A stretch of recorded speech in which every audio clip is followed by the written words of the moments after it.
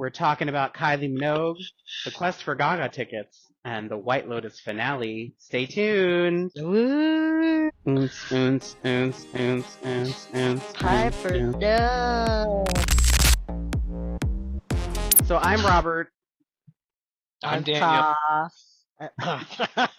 Welcome to another episode of Grizzly Kiki. Hello. Hi. Happy Monday. Happy Monday. Happy Monday Monday when indeed. we're recording this, Wednesday when you're hearing it, maybe I've later. had an exhausting weekend. How about y'all? Yeah, my bones were still Mhm. recuperating from the Kylie Minogue concert on Friday. I can't believe you went twice. Oh my god. Yeah.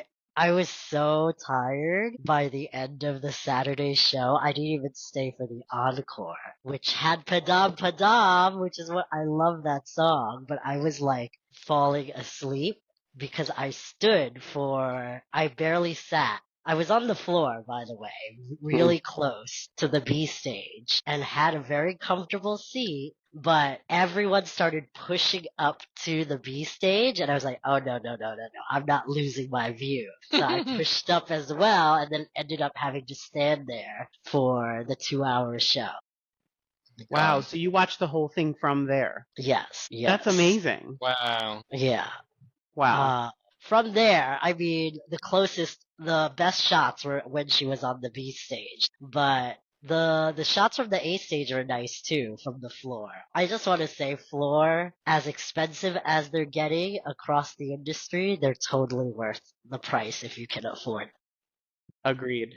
Which makes me happy that Kylie was not as expensive as people thought they were going to be. She was very fair and reasonable with her prices, if you could get them. Yeah, I mean, I think we had pretty great seats, and we paid $30 more per ticket than what Daniel and I spent to sit in the nosebleeds to see the Renaissance tour. Mm-hmm. Yeah.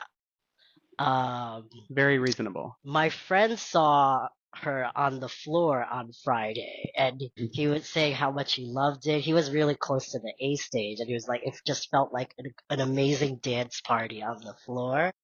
Mm-hmm. And he said what he found interesting was looking around MSG, and rarely do people dance even that much in the tiers, and everyone was dancing. And I noticed that too. Being on Me the floor. too. Which I was was like, great. it felt very European, but I definitely was like, we're all, like, I don't even remember, I've been to a lot of Madonna concerts at Madison Square Garden, and I don't remember dancing that much at a Madonna concert. But it was like, for Kylie, we had to. For sure. You know? Do you think that's just because of her vibe, or is it because of her discography? Or both, maybe. I think it's a little bit of both. I mean, she's just always so much fun, and the music is so danceable, even though I was just kind of like standing like this and just swaying because I don't know how to dance. Yeah. I just think she's so much fun. She's Like, that was like fun. the most Yeah. fun I've had in a long time at a concert. It's just, there's like I don't know. It's like she's just so fresh and I like think vibrant. There's like an ease about what she does. Like, it doesn't ever seem too overthought or heavy. Like, it's just like fun, and I feel like that's really hard to achieve. You know, like especially with big artists. I agree. So I really appreciate that about her a lot. I think she's very fun and joyful. Joyful would be the word I use. Like, if like some of these other artists that we call mother all the time and everything, Kylie is mother as well, but I think she's more auntie, like fun aunt. Yep. Like, that's the vibe I get from Kylie. I agree. Speaking of fun aunt, it turns out, when she said, I have family in the house tonight, I jokingly said, is Danny here? Bring Danny out. And it was Danny. But, Oh my you know. god. Yeah. She cried at the Saturday show. She got really choked up. It's like, she got this like 5-minute standing ovation halfway through the show. Wow. And it got her all emotional. It was right before Locomotion, of course, which would be like the part she gets choked up at. Because like that's the song that started her career. Yeah. And yeah, that whole part was so fun. Just her like doing that whole segue. Oh my god. I was like trying to fight for a rose for dear life. Right. She was giving out roses. It was incredible. She was like taking song requests from the audience. It was so much fun. Did she do different songs on Saturday? I think so. I can't remember the names of the songs. They were all very deep cuts. Yeah. She did Impossible Princess and one other song on Friday. And I remember thinking, oh, Impossible Princess? Like, I'm not that much of a Kylie fan. Like, Yeah. I go back in time, I'll listen to the stuff from like the late 80s, early 90s and all that, but like, Impossible Princess that is her art pop, and it's too weird for me. See, I don't even know that song. That's how deep of a cut it is. It's an album. It's an entire album. That's why I'm saying it's her art pop. Like, it was her art pop moment. And it's essentially, I forget what they compare Impossible Princess to Ray of Light constantly. And Really? yeah, because you can it's interesting how Kylie and Madonna, their careers sort of match each other in a way. You know, it came like within like 1 or 2 years of each other. They're very like kind of synced up in a way. Yeah. In terms of the themes of their albums. I could see that. But there's something as being as big a Madonna fan as I am, it's so interesting to also be a fan of Kylie, because Kylie there's no sharp edges with her. It's just joy. It's just joy and fun. And I love that. Yeah, I love that so much about her. There's something comforting about Kylie, and maybe that's what the dancing was about. Maybe that's why we all felt like we had to get up and dance with her. You know? Yeah, I totally see that. I think Gaga always had like this edge persona to her that was baked in since the very beginning. So that comes with like the more seriousness of her performance art. Whereas Kylie is just, like you said, really just, you seem like she's not taking life so seriously, which I think it's always been the case with her for that. Yeah. Yeah. Yeah, there's a lack of severity there, I think. It's not as severe or austere, but it's not always the same thing, you know? It's just kind of a new type of joy. Even like when she went through cancer and all of that, like the music that came out of that was still like really fun. It wasn't brooding, and I'm just like, I wish I could process like that. Like, I can't even process a bad day that well, let alone cancer. Was that the Golden album during that time No, I period? think it was X. Wasn't X the one that she came out with? It was X, yeah. Okay. Yeah, and X is amazing. I mean, I love X. It's so fun. Yeah, all the colors. Yeah. Magic was an album too, right? Or that was just a single? That's from Disco. Disco, that's right. Yeah. Okay.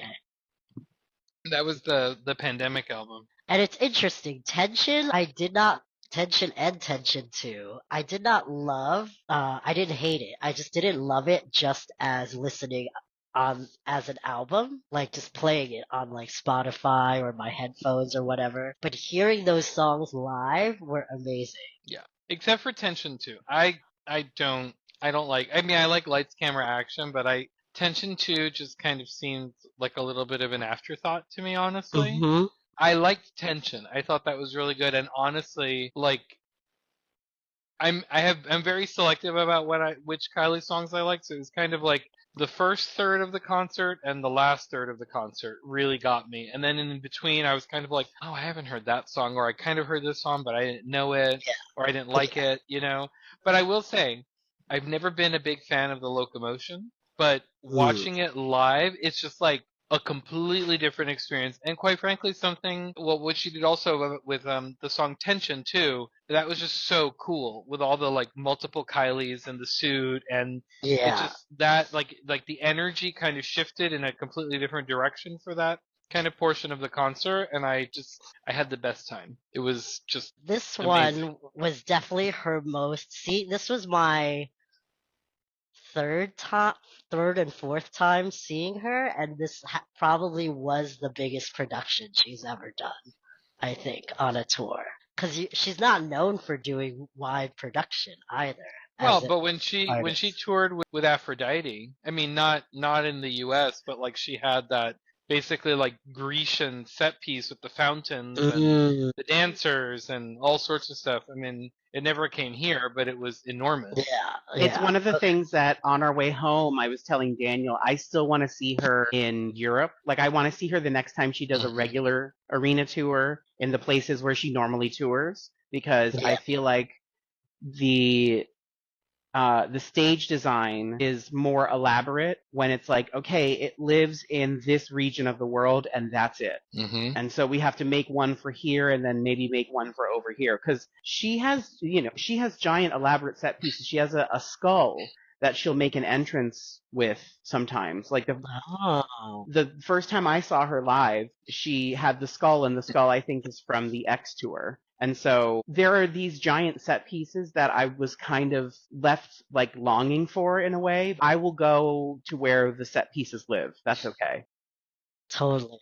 I I really think. liked how simple it was, actually. Oh yeah, Like, it something about really good lighting design and, videos and things like that. I think that sometimes they can be really bad and like the lighting's weird or there's not enough of it. And just from the moment that she came down in the kind of laser crystal to all the videos oh of her yeah. and the lighting cues. And then, she had a few, I think it was like maybe 3 or 4 sets of stairs and then the DJ kind of booths that they would move in and out. I think that was about it, but it didn't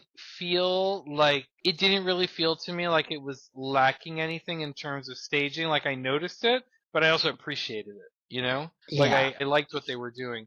What I did think was weird was the lack of focus on her dancers in the camera work. I don't know if you all noticed that. I noticed that too. I had a moment during the show because there was such a lack of focus that at one point one of the dancers was on the screen and I was like, why is there a fan on stage?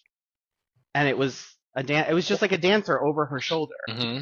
But I Yeah. got confused and was like, oh my god, that's terrifying. Two other things that I realized during the show is that The Locomotion was a song that I listened to almost exclusively in kindergarten on like a little record player in the corner.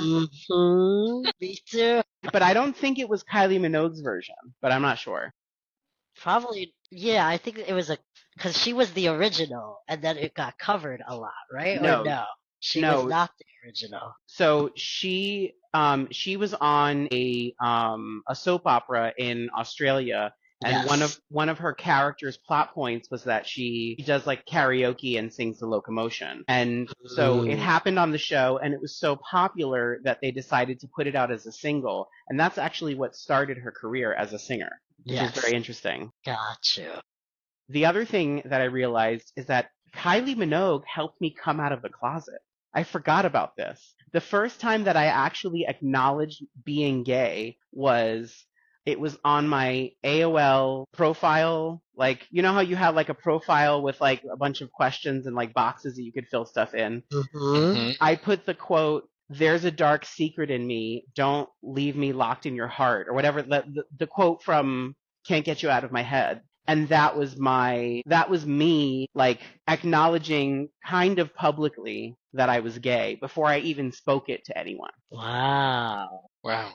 It's like Aw. what a strange thing to have both forgotten and then like remembered when we were having this like super Yeah. fun time on Friday. Such a fun show. Such a fun concert.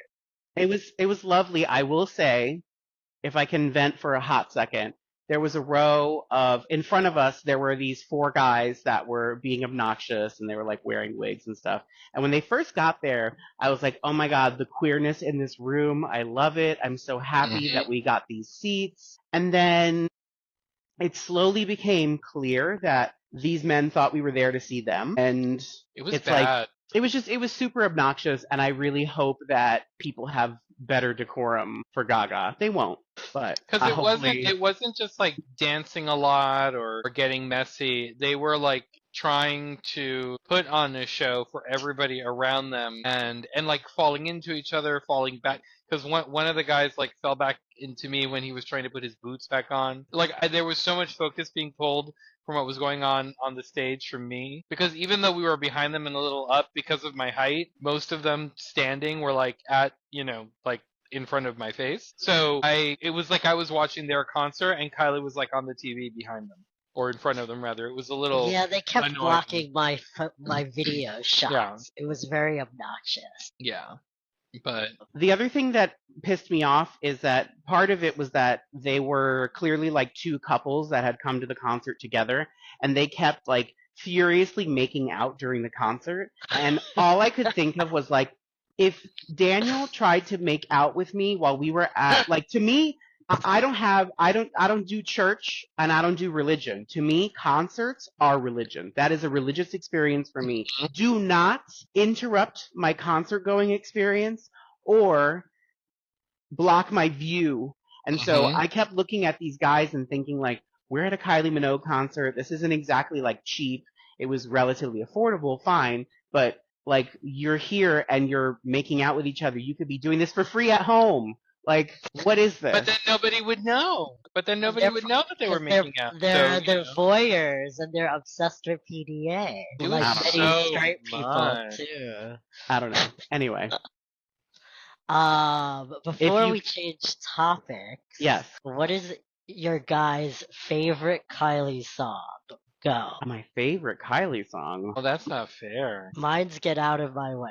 I'm And it will gonna always say be Get Out of My Way.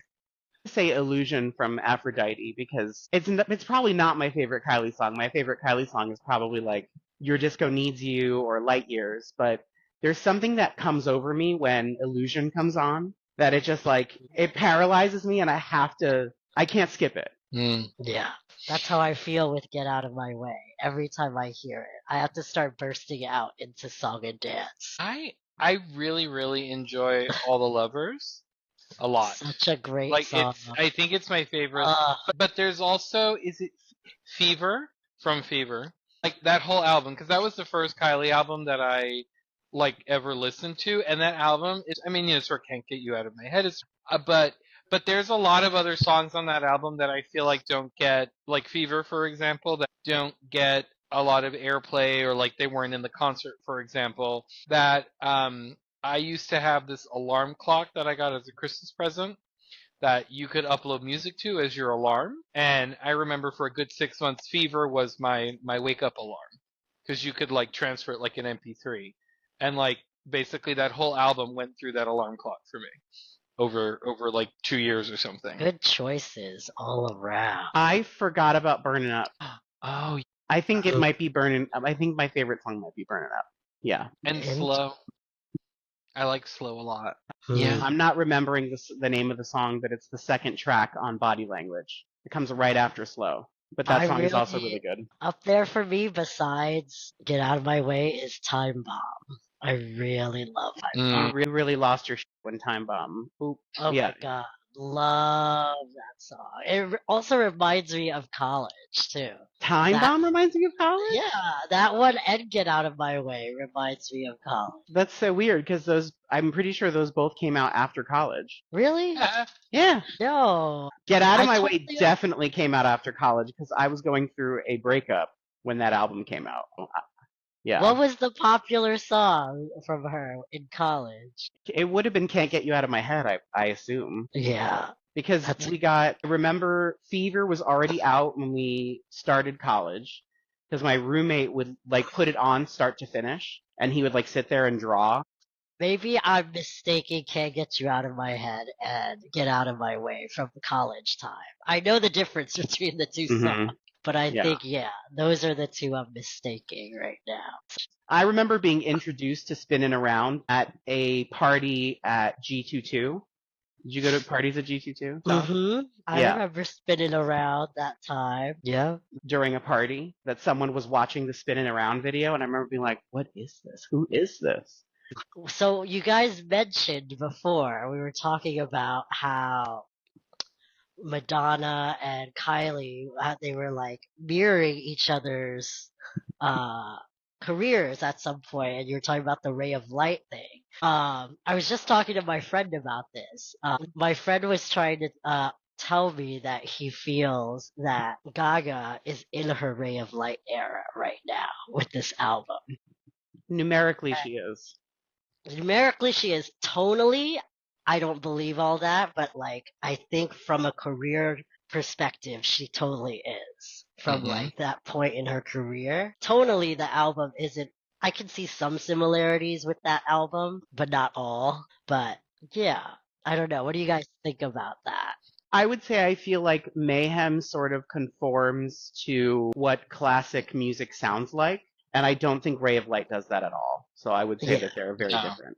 I agree. I think, yes, just from a career standpoint, she is at that point in her career that Madonna was at, but tonally, completely disagree. But speaking of Mayhem, let's talk about the The mayhem Mayhem. that was getting Lady Gaga tickets last week. Oh my god. Oh my god. This is actually going to turn into a tutorial on how to get tickets when Ticketmaster is playing all of the games.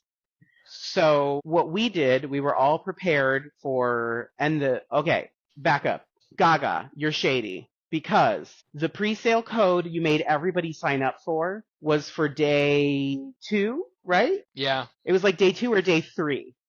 It was for day 3, actually, because it was It- Citibank, Citicard, Verizon, then artist presale. Okay, so you make us wait until day 3 for artist pre-sale. That's shady. That's so shady. Mhm. You make us sign up, and like we have to put our little Ticketmaster credentials in, and then we get nothing. Thankfully, I had a Citi card. Mm-hmm. So I went to the page at 11 because I did this on a computer this time. I learned from the Kylie Minogue experience that do it on a computer. So that's tip number 1. Number 2, I got there at 11 because I figured if I'm here, then it shows that like in terms of traffic, I was here first, right? I refreshed at 11:30 because I know that that's when they allow you to enter the waiting room. Then at noon, it refreshes and it shows me that I'm behind like 13,000 people. And it's like, okay, I physically was here first. So what do you mean I'm behind 13,000 people? That's at least better than 40,000 people that I was behind. Well, right. And imagine, think about what time you logged on. I logged on 10 minutes before noon. So 50 whole minutes after I got there. That's what I'm saying. It's insane. The whole thing is a scam. And so I'm going to teach you how to work your way around it. Because then I finally get in around like 1 o'clock. Just after 1 o'clock, okay? Remember, pre-sale starts at noon. I get in at 1 o'clock. You know it's going to be bare shelves. Just bare shelves of nothing, okay? And I get in. Not only are there bare shelves, but the handful of tickets they have left are in the low thousands. For 1047, 1927, 2124. I sound like I'm reading off locker combinations, but these numbers Those are were the burned in my head. Yes, because those were the prices. Like, is this her phone number? It's Broken rent. up? It's rent. These are just her fans' rent prices. They're just taking a poll. Oh, and they got even higher on Wednesday at the artist presale. Okay. Verizon was slightly cheaper. I got in at the Verizon on Tuesday. Slightly cheaper. But like you, well, you tell your part first, Rob. So I did everything to try and get in the room first. I get there and it looks like there's nothing and what's left is criminally expensive. And I was living my life that day. I was having a great day. So it was not breaking my spirit. So logged off and we, because because the 3 of us are going to go see this concert together. So we're in a group text being like, it's not happening. Guess we'll just watch Coachella.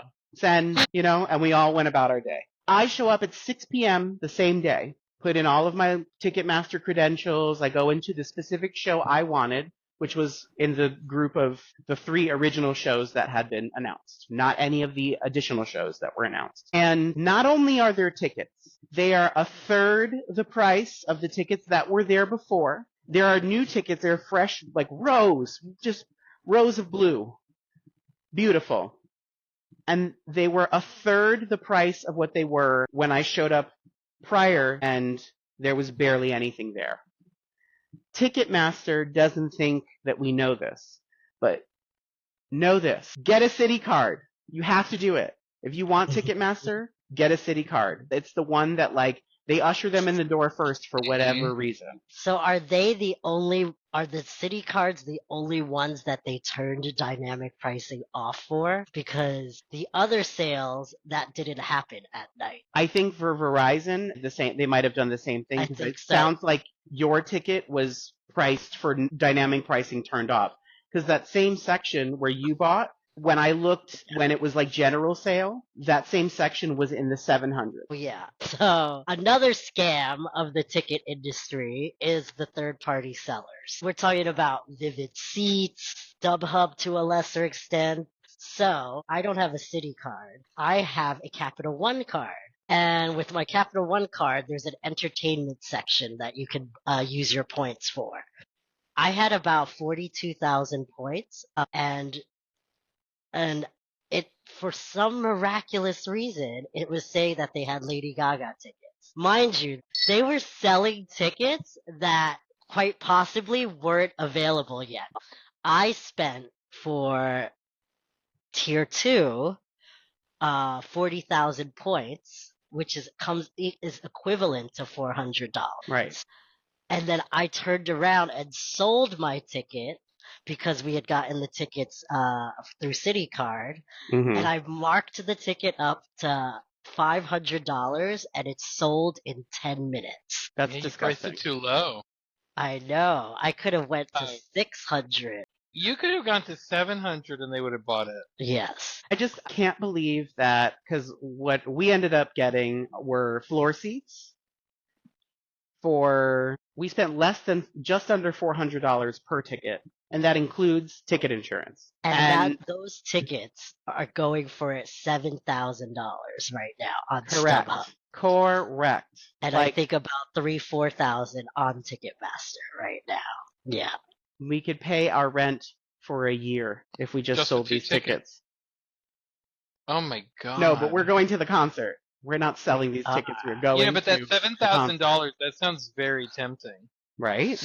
No, let's not do it. No, this might be her last tour before she gets preggers.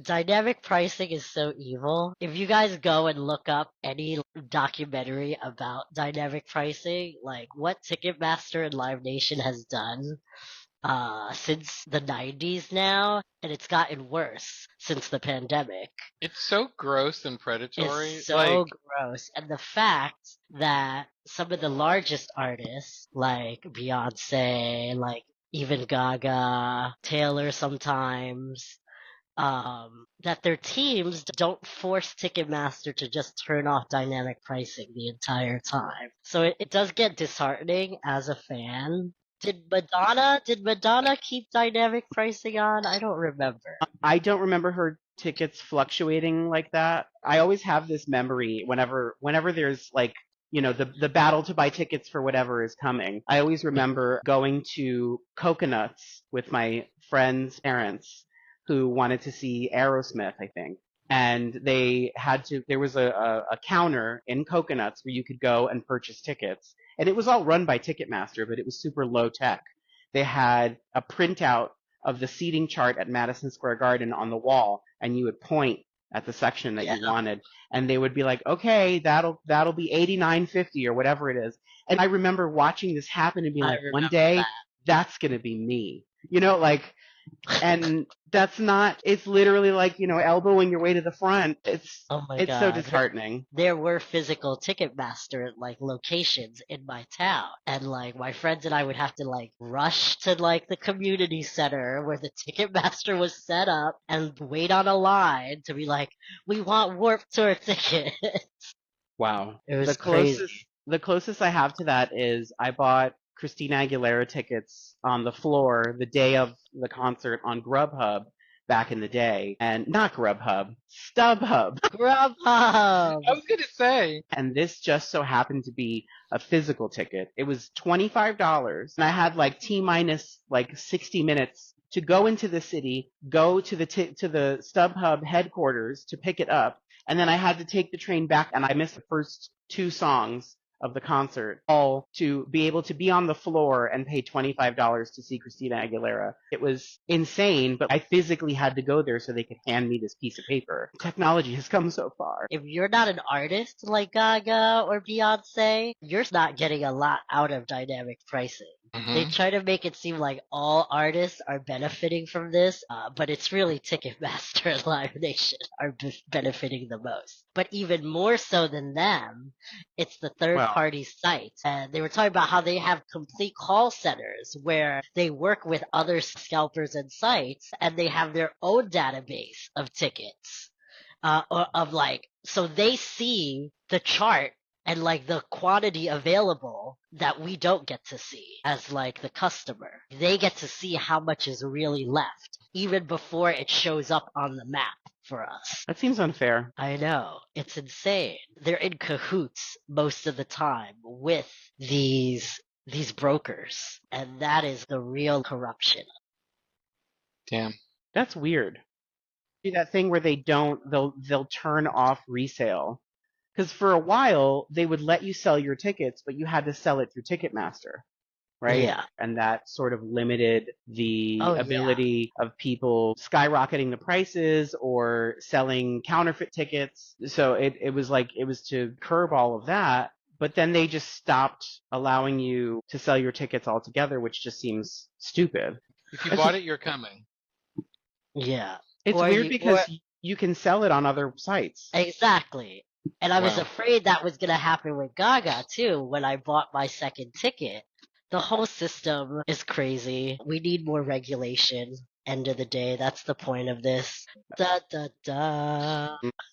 Let's move on to White Lotus. We watched the finale yesterday. Chaotic season's finally over.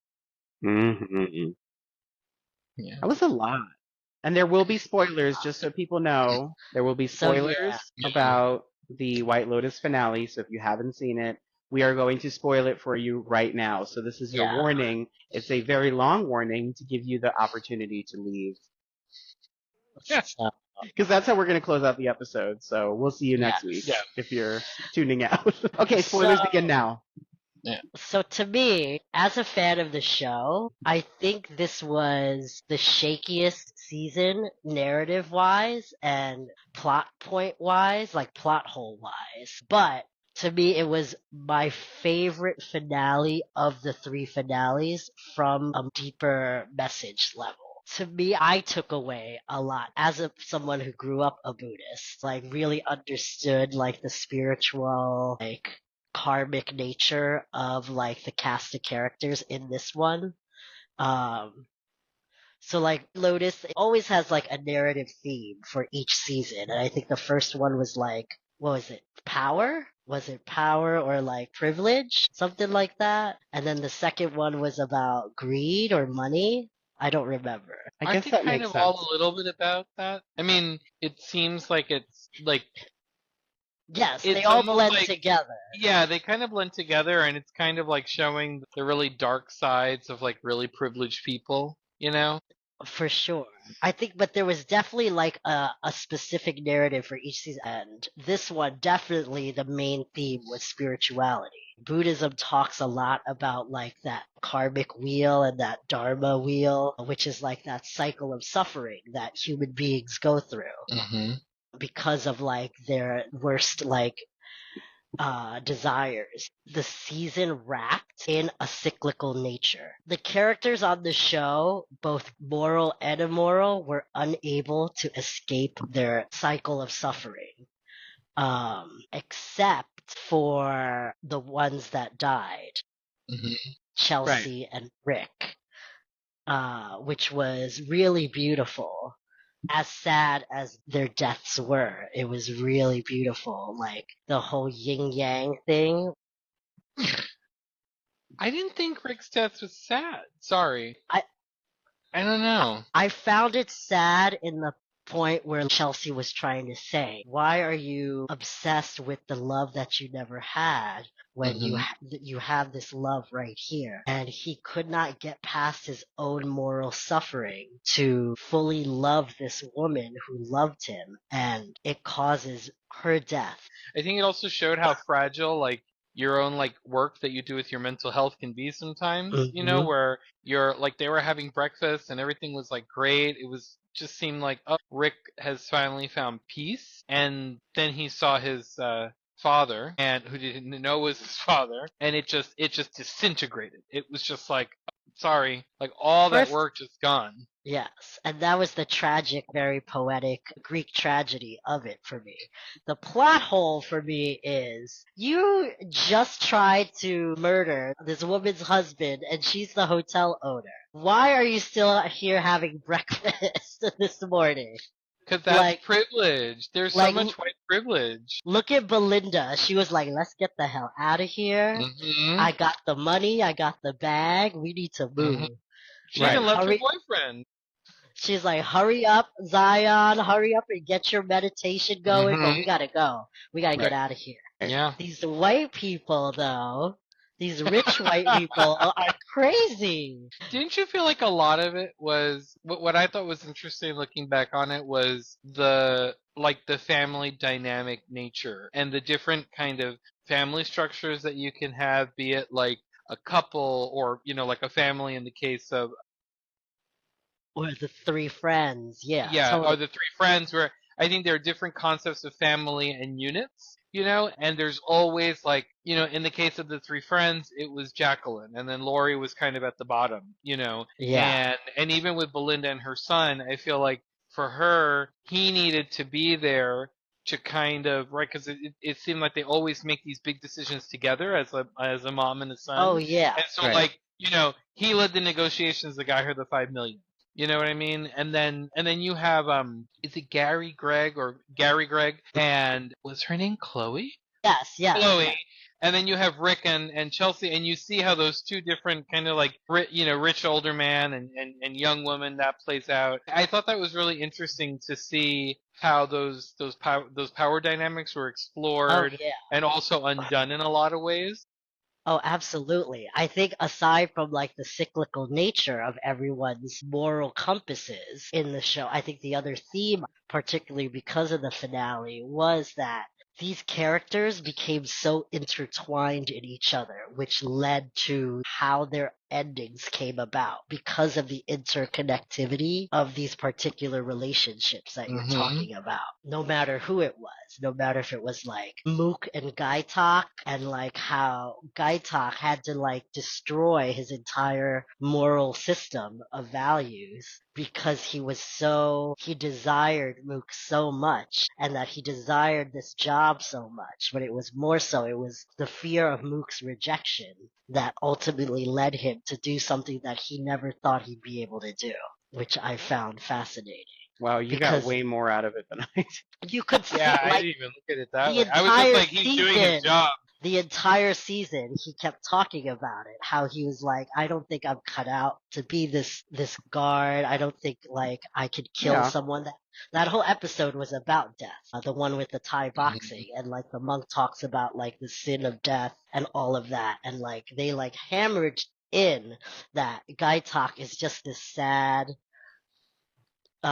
very, very cowardly person who could never hurt anybody as much as he tries, and that like Lalisa's character was so like not about it because she was like disappointed he was not the person she thought he would be. And I think all of that was running through his head when like he ended up shooting Rick, because ultimately in the end he got everything he wanted, but he had to just destroy his moral belief system to get to it. Right. Yeah, I mean, So to me, I saw it more as him having to choose, loyalty over integrity, I guess. But yeah, also he was being yelled at to shoot this man. yeah, So by that very intimidating woman. So yes, I don't know that I would have taken another course of action yes, either, if I'm yes. being But honest. he did have a big pause Oh there yeah. too. So like he Yeah. was definitely having that moral struggle in that moment. But it seemed like she was louder than his morals. You know what I mean? So louder and Oh, more intimidating than his morals. So that's why I'm like, I don't think this has anything to do with La Lisa and all that stuff. But I have been kind of staring blankly at all of the shortcomings of this show from episode 1. And like, I've not been a fan of some of the writing. And I think that there's a whole piece of Patrick Schwarzenegger's character that just feels gross and I'm not even talking about the incest. I'm talking about the conversation that he has with his younger brother about his sister's sex appeal on the first episode. It left such a bad so taste in my mouth. gross. And I'm like, what is this even doing here? It's not even well written. Like, get it out of here. Why are we having to suffer through this? And that's the fascinating part, because he was the least redeeming character of the group on episode 1, and so many people have now like felt sorry for him by the end of this season. Well, yeah, because he had that kind of arc where he was learning about things he didn't understand, where, you know, Chelsea gives him that book about Buddhism and he decides to read it because he wants to understand this thing, like this strong pull that she has to this man that kept her from sleeping with him. He wants to understand that on a deeper level because I'm sure that he's probably a little insulted. So he's not used to not getting what he wants in exactly. life.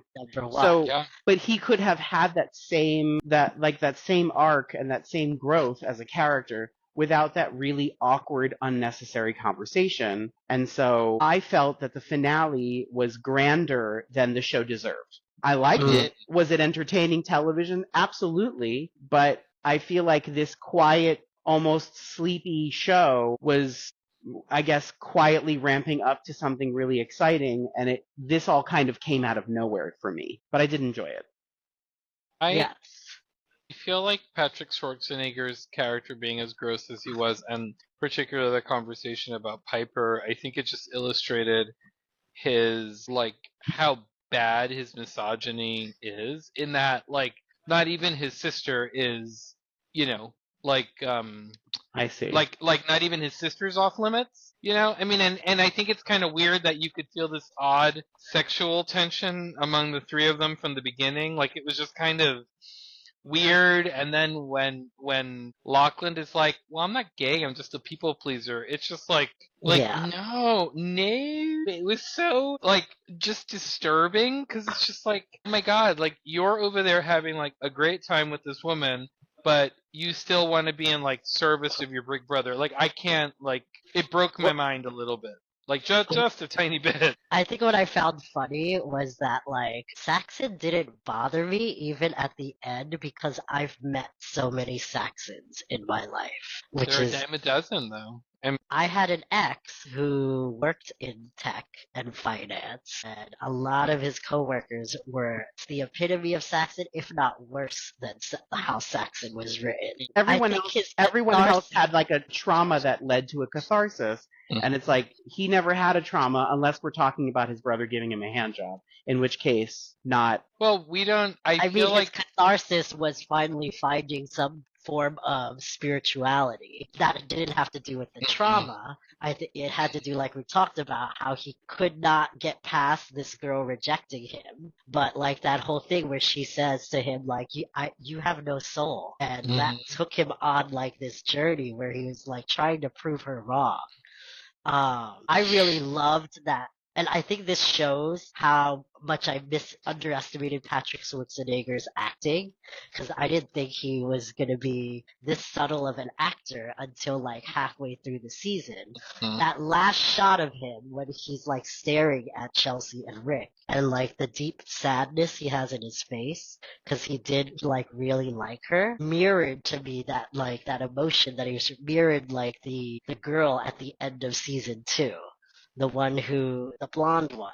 Remember the Asian guy was talking to her on the beach, and you just see her break down on the beach in front of him without saying a single word. And it was, like, all in the subtlety of her face. Those two scenes were supposed to mirror each other. Patrick Schwarzenegger gave me very much, like, Patrick Bateman kind of the seedling, that might become like Patrick Bateman from American Psycho. Like it was that very much only into business and making money and having sex and looking good.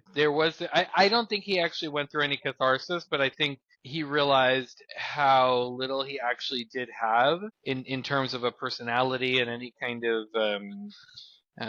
substance when he told his dad, like, you have to tell me if something's wrong because, like, this is all I have. Like, my success is tied to your success. And I feel like that was just a really kind of a view into who he was, which is, this kind of useless person. Because there's not much there. There's not. It all hinges on whether or not his father can keep this company going, and I feel like we don't get to see what actually happened with him because he doesn't know what happened to the company yet. Do you know what I mean? Until Was they're the on the boat. that was the biggest disappointment of the finale for me, as much as I enjoyed that we didn't get one more scene of them discovering what happens.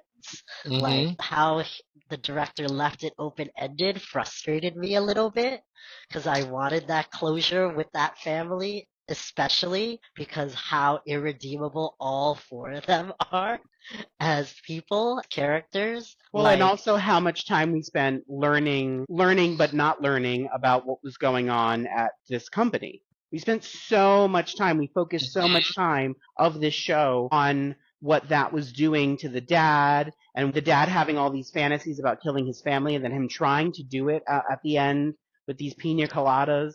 Like, we deserved an answer. It's frustrating. Totally. I saw this photo that people were sharing online.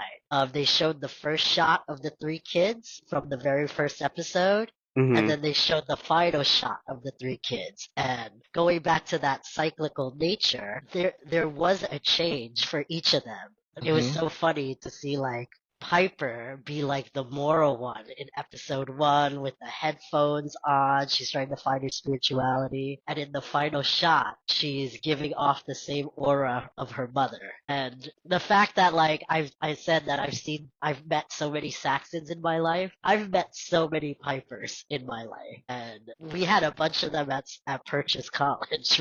So many Pipers. I'm thinking of one right now. I wonder if you're thinking of the same one.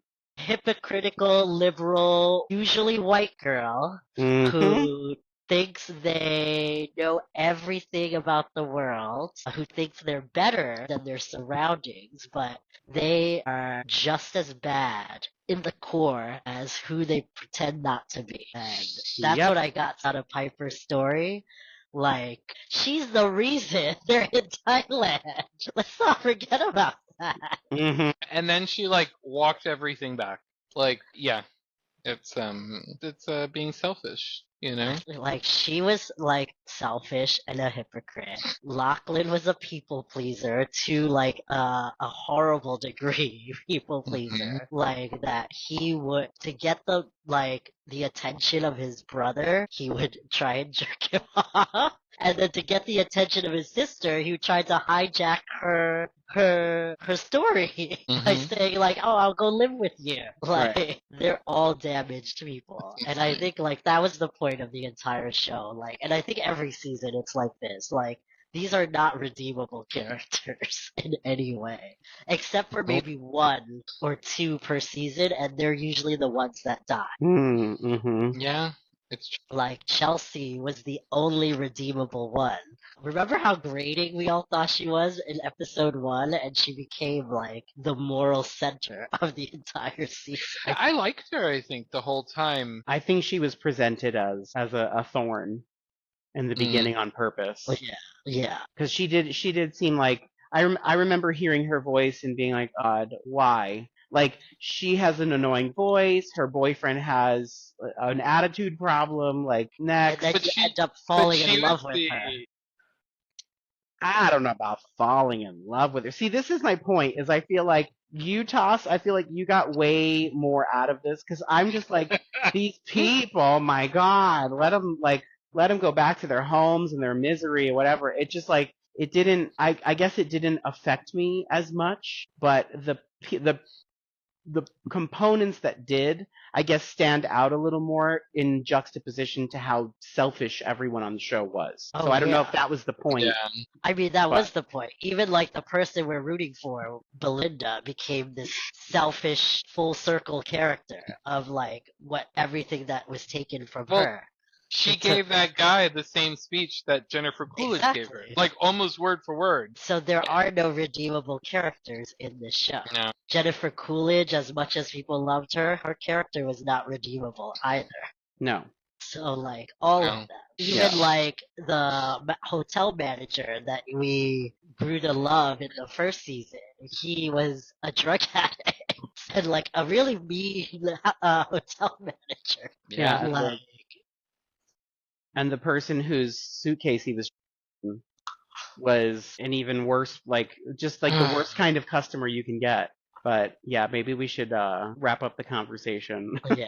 Well, I just Like, can't wait veer for off. Africa season 4, and I'm sure we'll get Greg and Gary back. Greg Gary back. There's always a recurring character. I wonder, thinking about the idea of him moving away from water, which obviously probably means the desert. I think that we could be completely off with Africa, and it could be in the desert somewhere here in America. Because Oh we my god, could- like Palm Possibly. Springs. Palm it could be Springs, Las Springs. Vegas, somewhere in Arizona where they have these, Mhm. because These like retreats. if we're going to continue this idea of like a holistic, almost like retreat thing, those places exist. And so bringing the Mhm. mess to those places could Oh, be what if he does interesting. it like in Eastern Europe, like in Croatia or something like that? One of those Possibly. like old resorts with the waters. He just said he doesn't want any he's like moving away from water as a theme, period. Mhm. So there will be no water. Right. No ocean either, which is there will be no interesting. water. Dry. Well, we'll see. We'll see. Mhm.